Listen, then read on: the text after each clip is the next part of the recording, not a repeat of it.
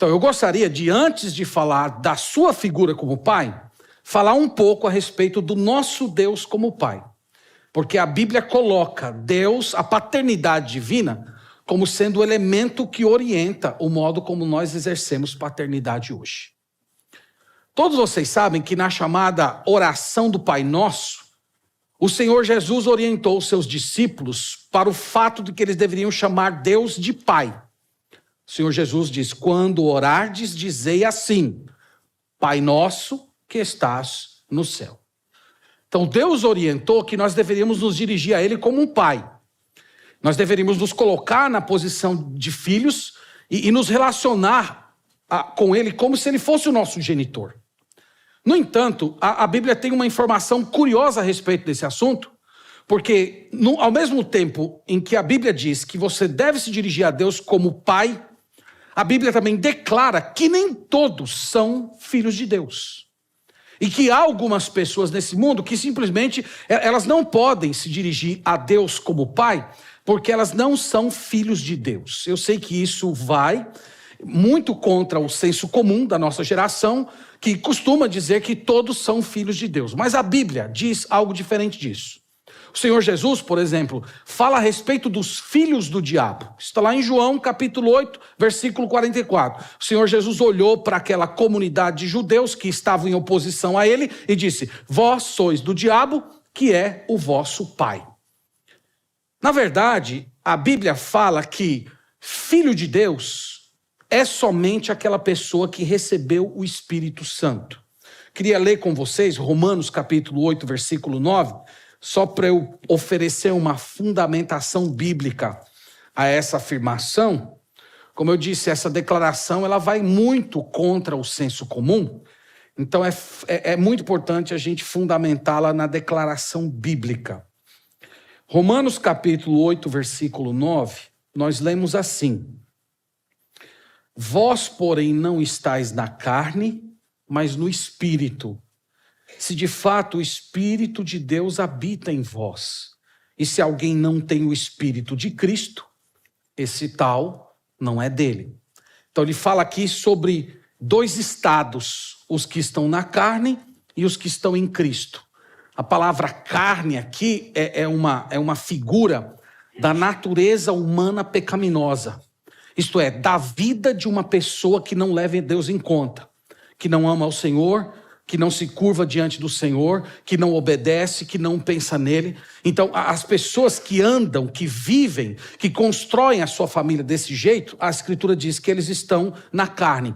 E a Bíblia fala de outro grupo de pessoas que está no Espírito. Isto é, essas pessoas elas são habitadas pelo Espírito Santo. O Espírito Santo, de fato, vive dentro da vida daquela pessoa. No versículo 14, nós, complementando isso, nós lemos assim: pois todos os que são guiados pelo Espírito de Deus são filhos de Deus. Porque não recebestes espírito de escravidão para viverdes outra vez atemorizados, mas recebestes espírito de adoção, baseado no qual clamamos Abba, Pai. Vocês lembram que essa palavra Abba é uma palavra aramaica que reflete aquele tratamento do pai carinhoso. Então nós podemos nos dirigir a Deus de uma forma muito íntima, de uma forma muito carinhosa, porque ele diz que nós recebemos espírito de adoção. Então prestem bem atenção nisso. A Bíblia fala que há pessoas que não são filhos de Deus. E há outras pessoas que são filhos adotados. Eles não eram filhos de Deus, mas se tornaram filhos de Deus. Eles foram adotados por Deus. A partir do momento em que o Espírito Santo é colocado dentro daquela pessoa, o Espírito de Deus está agindo, vivo, guiando essa pessoa, ela se torna, então, filho de Deus. E como é que alguém se torna um filho adotado? Essa é a grande questão. João capítulo 1, versículo 13. Vamos lá, por favor. Eu estou passando, irmãos, em várias referências, porque nós estamos tentando construir um argumento bíblico a respeito do que a Escritura fala da nossa relação com Deus como pais e filhos. Então, João, capítulo 1, versículo 12. Vamos ler o 12 e o 13.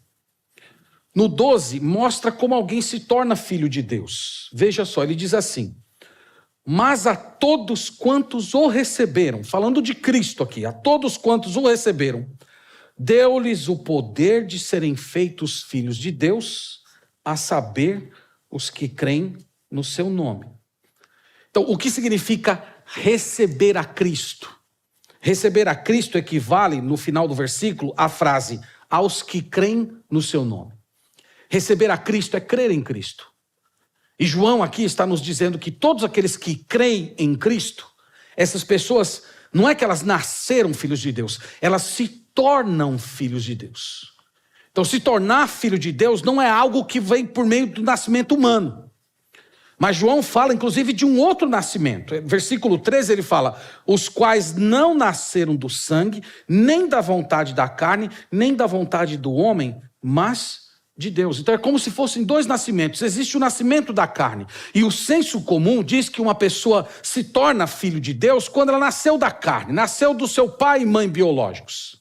Mas João está indo completamente em oposição a essa ideia, mostrando que tornar-se filho de Deus é uma experiência que ocorre ao longo da vida. É quando você crê em Jesus Cristo, quando você toma Jesus como seu Salvador, quando você acredita que a morte dele foi um pagamento pelos seus pecados, o Espírito Santo é colocado no seu coração e então você passa a ser guiado pelo Espírito. E uma vez guiado pelo Espírito de Deus, você pertence a Deus.